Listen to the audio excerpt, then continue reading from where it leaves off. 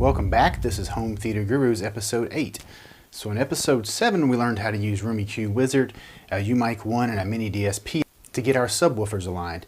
Now this episode here, episode 8, is actually going to tie into that. There's going to be a link in episode 7 to watch this video before you do that. It's kind of out of order, but it kind of needs to be its own separate video. So this one's going to be about the difference in gain matching and SPL matching. SPL matching, if you're not sure what that is, that's basically what Odyssey does or room correction does, where you have your seat. See, where is it? Here's our seat. You have your seat in a specific spot and you have, say, some subs. So you have a sub here and a sub there. Okay, and your mic is right here. So it's going to measure those two spots right there. And, if it has dual outputs on your receiver, and it's going to, level the output to where it thinks the level is equal. But now if you look back at this graph right here from episode 7, you have the blue and the purple. These subs are matched. They are outputting the exact same SPL, like they're gain matched perfectly. They're the same identical sub, coming off the same identical, a channel on a 4-channel Behringer iNuke and U4. So, but the responses look nothing alike. One has far more output. You look in the 30 to 80 hertz range, you got an average of maybe 10 dB more output on the purple than the blue. So when Odyssey sees this, it's going to think that, it needs to back off on that purple sub and jack that blue sub up. And so now what you had two identical subs that had the same output, but now you've got one working much, much harder than the other, and one's barely working. So it's very unequal, and you're not going to get nearly as good of output as you would have. So and also, if you saw episode 7, them being having more output doesn't really matter, because when you align those two, you're still going to get more output, evenly pretty much across the board. Even that one that had that dip really doesn't affect it. When we combine it, that combined line is well above the two individual subs. So, to reduce one of them is not a good idea. But that's all Odyssey can do, because it's limited. It's not going to tell you to go through the gain matching procedure, which is actually what we can do to get them accurately, level matched, basically. Because when we're measuring a sub in a room, we're not measuring the sub. Not really. We're measuring the room's influence on the sub.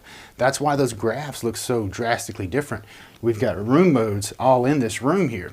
So it's just like when you're walking around in the room, you hear, bass heavy spot, and you hear another spot, another footstep, and there's no bass. So the same thing's happening in your room.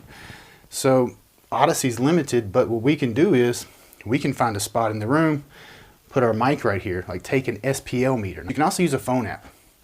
And the reason you can use a phone app is because it doesn't have to be that accurate, because if the phone is not accurate, it's going to be inaccurate on both subs. So we're keeping the playing field even, so it doesn't have to be an accurate meter for this. So let's say your mic is here. You're going to put your mic, in your main listening position, or you can put it anywhere really. Doesn't matter as long as the mic doesn't move. And just put the sub somewhere in the room. Okay, and make sure you've got good output. You don't want to have a null. Sit in the seat, make sure it sounds nice and strong. Play some pink noise on your receiver. And now one thing, if you have ported subs and sealed subs, you may want to pick a spot or a tone. Instead of using pink noise, maybe use a tone of like 40 or 50 hertz. That's going to be well above the tuning point of that ported sub, but is also going to be well above the point where the sealed sub begins to roll off. So that, I might use a tone for that. You can get apps on your phone, a tone generator, and just play it through your system and listen to that 50 hertz tone. Make sure it sounds nice and good. If you choose 50, I would choose 50, 60, probably something like that. Don't forget to jack your crossover up on your subs, because you don't want them playing, like if you're sweeping or sending the tone through your mains, you don't want any of that tone being mixed into the mains. So jack the crossover up so it's just in the subwoofer. So whether you're listening to pink noise or a tone, make sure it's good and strong. Set your AVR volume on -10, whatever you want. It doesn't have to be a specific setting or your, volume or anything like that. And write that number down that you get on your SPL meter. So let's say you're reading 80 dB on your SPL meter. Now again, we do not move the SPL meter, and we do not touch the volume on the receiver during this. So that's what you're getting on this, on sub 1, 80 dB. Okay, you write that number down. Let's go ahead and write it down. Okay. Now you measure where the front of that speaker baffle was, especially if you have different size speakers and stuff like, like cabinets are different sizes. You want where the sound is emanating from. You want that point to be marked in your room. Get some tape or something, and put it right there. That's going to be the center of our baffle, say. So then we're going to get sub 2 and we're going to put it right there, okay? Now we're going to play that same tone or that same pink noise. Remember, we can use pink noise if our subs are like all ported, the same design. If they're ported at different frequencies and stuff like that, we may just want to pick a tone. Now, sub 2 is in that spot. So any room influence that sub 1 had, because of its location in the room, sub 2 is also going to have the exact same, the room is going to influence it the same way. So basically, let's say at the listening position right here, our response looks like this.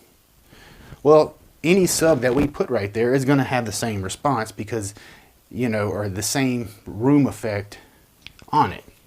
And that's how we can use this trick. And say this is 50 hertz right here.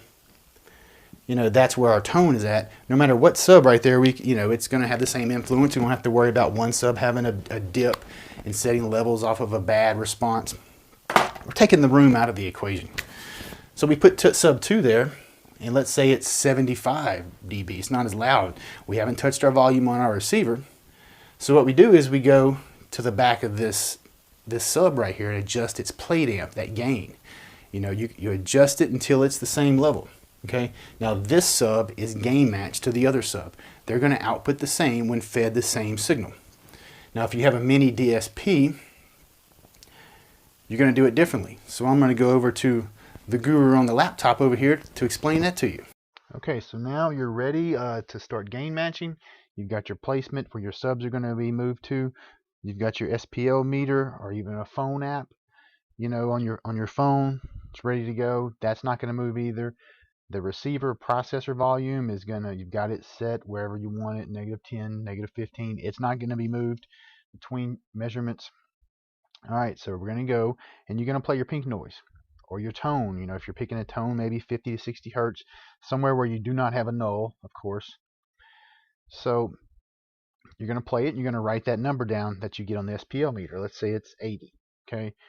So then you're going to move sub 1 out of the way, and you're going to put sub 2 in its place. All right, now say sub 2 is reading 75. So you're going to come over here to outputs, and you need to adjust sub 2's output. Now you can do that right here, just double click or just single click and just adjust it. You're turning it up. Now you can see this in real time on your SPL meter.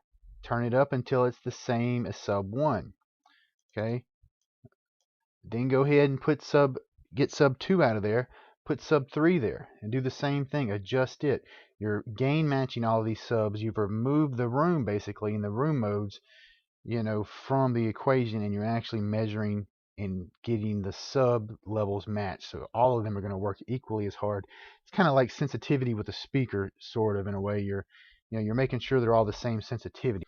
You don't want some working much harder than others because you saw what happens with room modes where you can have drastically more output, say at 40 hertz, just because of placement. And you don't want one speaker, having to put out double the power because the receiver has measured it in a dip and boosted it way up.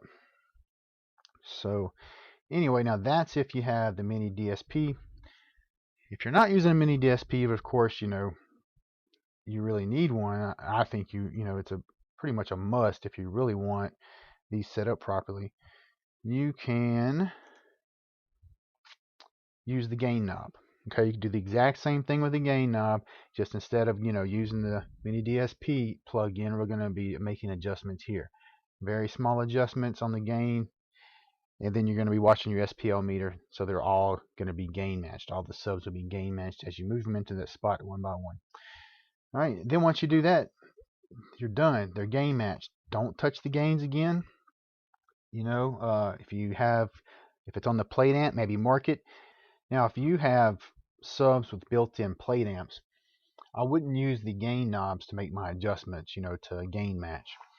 I would just take them and maybe I like to put them at 50%, straight up.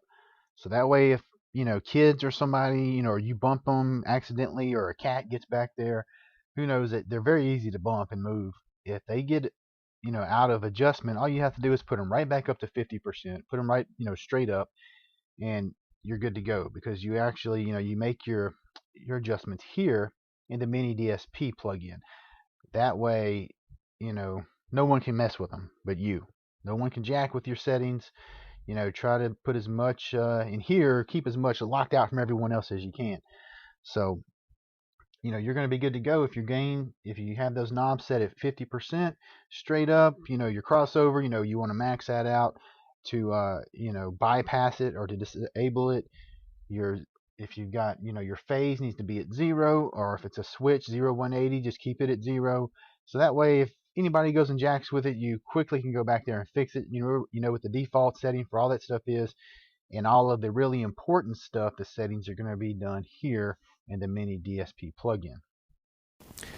So now you may be thinking, my subs weigh 200 pounds. There's no way I'm going to move all my subs to one spot and measure. And that's a very valid, argument. I'm not sure I would. Mine are like 250. There's no way I'm going to do that. Luckily, mine are all identical subs. I run them off of, the same amp. So I don't have to worry about it. But so let's say you have a bunch of different brands, or a couple of different brands or different models of the same brand, and you need to get them level matched. Well, the only other option is, say here's your sub, here's the driver, and there's the port. You can take your mic and put your mic a few inches from the driver, and you can measure there. Now, say it's 6 inches or something, don't get too far away. The further you go, the more room influence you're going to have. You're still going to have room interference right there too, but it's going to be, a lot less than you would if you were measuring back at your seat. So remember, at the tuning frequency, this port's going to be producing sound too. So, you can't have your mic in both places at once. So what you're going to have to do in this case is you're going to have to play a tone. So make sure that tone is well above the tuning frequency. So maybe like 50 or 60 hertz, and play a tone. And then go to the next driver, get a tape measure, put it exactly the same distance away from the center of that cone, and play the same tone. Now, like I said, you are going to have some room influence, especially like if it subs in the corner, but it's still going to be much, much less, influence than you would at the seat. So it's going to be the next best thing. I mean, nothing's going to be better than putting the subs in the, in that spot, that same spot, and moving it one by one. But this would be another option.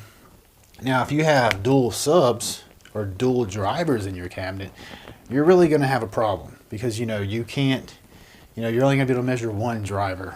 So, I would personally just get the dolly out and start moving them to that position one by one. I mean, it's going to be a pain in the butt. I understand that, but you want it to be right. Once you do this, you're done. If you've got, the JTR 4000s, they're a freaking beast. But once you get them set up and you get all the other subs set up, you're good to go. So you don't have to do it again. So it's going to be a pain, but it's only going to hurt for a little while. Alright guys, so that's going to be it for gain matching. I mean, it's pretty short, sweet, to the point. It's pretty easy to understand, especially if you've seen episode 7 and seen how the responses vary so greatly, over just a short distance. Next episode is just going to be a quick basic sub setup, a little bit on placement. We're not getting into room modes and stuff like that quite yet. That's going to be an episode or two down the road. So it's just going to be a simple setup for subs, stuff the manual really should have in it, like on one page, where you're not having to hunt through a manual, hunt online how to set it up. Just something quick and easy, no BS, to the point. So anyway, that's going to be it for this one, guys. I'll see y'all for that episode.